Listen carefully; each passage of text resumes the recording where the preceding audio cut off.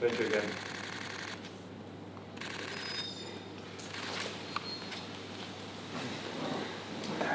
And I've been, I think numerous times.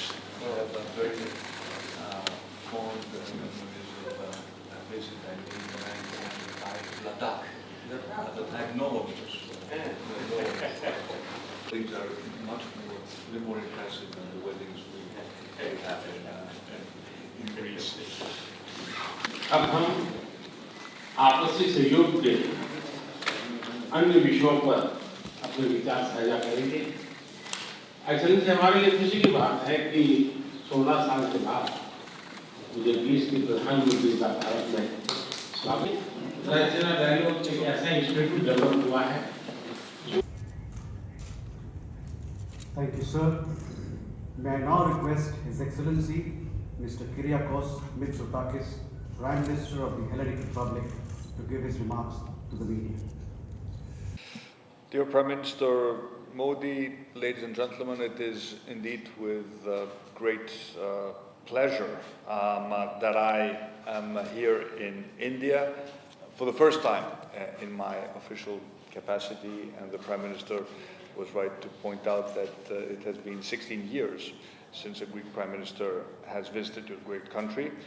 And in Greece last August I had the distinct privilege of receiving Prime Minister Modi, who kindly extended an invitation for my official visit to India, and I have been eagerly looking forward to this trip ever since.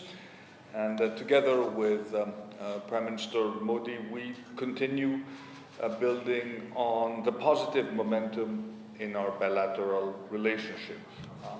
The joint declaration that we signed in Athens a few months ago, and which upgraded our relationship to a strategic level, is already being put into practice. And as the Prime Minister said, we are making significant progress towards deepening the strategic cooperation in all spheres, in security and defense, investment and trade, science and technology, cyberspace, education, culture, tourism, agriculture. Greece and India are close to one another in many respects. Our shared values serve as a bridge that brings us closer. Both share, I would say, a certain ethos, or dharam as you call it. We both share, as the Prime Minister said, a strong commitment to international law, and especially the United Nations Convention on the Law of the Seas. We're both loyal to the principle of the UN Charter, diplomacy and stability. And crucially, the world's oldest democracy, the world's largest democracy, share the mutual political will to cooperate with each other, to establish partnerships and to explore and create new synergies. And in Prime Minister Modi, I have found a visionary, a principled leader, and dare I say, a true friend. And the importance that we attach to our relations with India is evident not only in the increase of our bilateral contacts over the past year, but also in the partnerships we have developed. Last year, we signed a memorandum of understanding in crucial areas such as agriculture and defense. And this year we are working, and I'm sure we will finalize very quickly, a very important agreement on migration and mobility. It will constitute a very important step towards strengthening our cooperation in issues such as legal migration, fighting human trafficking, but also offering young Indians an opportunity to come and work in Greece and benefit from the growth of our economy. And the prospects for strengthening our connection, thanks to the India and Middle East Europe corridor, what we call the IMEC project, which was launched by India during its G20 presidency, are even brighter. Greece, we just have to look at the map to realize this, is India's gateway to Europe. And through IMEC, we see our participation as a very important aspect of this strategic partnership. But of course, as we discussed, in order to achieve this, we need peace in the Middle East and stability is the necessary condition for every project that aims to increase the greater prosperity of the greater region to the benefit of all countries involved. And several of my meetings here in India today, together with a very large delegation of Greek business representatives, focus on promoting our economic ties with particular emphasis on sectors such as renewable energy, infrastructure, our ports and shipping, and logistics.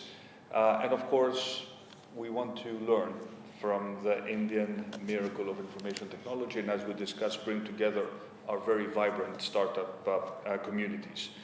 And mutual investments are a major goal in these bilateral relations.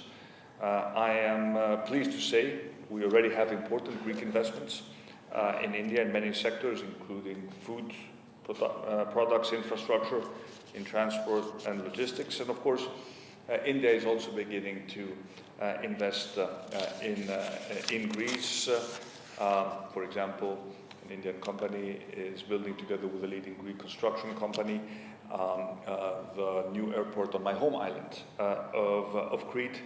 But of course, we need to be more ambitious when it also comes to trade flows, doubling our trade by 2030, why not earlier?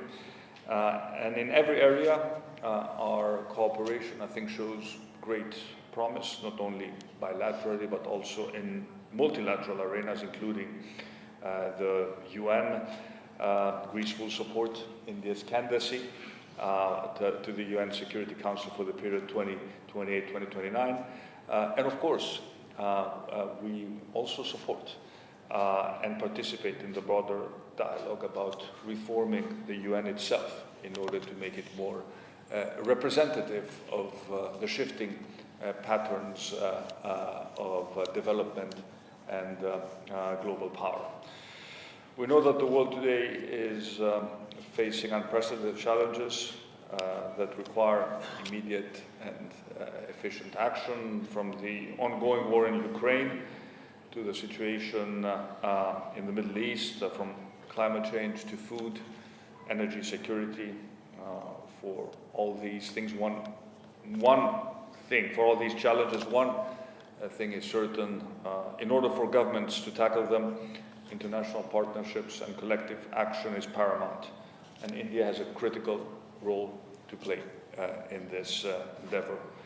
And we view India as one of the main pillars of stability and security in the broader region of the Indo-Pacific. And given your size, history, your strategic importance, it is a very positive development that India is assuming with vigor this new leadership role. We consider our country to constitute a pillar of stability in our own region, the Eastern Mediterranean, and it is this mutual commitment to peace that has brought us so close, and that will, I believe, foster and strengthen this strategic partnership. We have set a lot of very specific deliverables to our teams, and as we will be celebrating, as you pointed out, your Prime Minister, 75 years of diplomatic relations next year, I think this gives us the added impetus to work towards materializing this very ambitious agenda.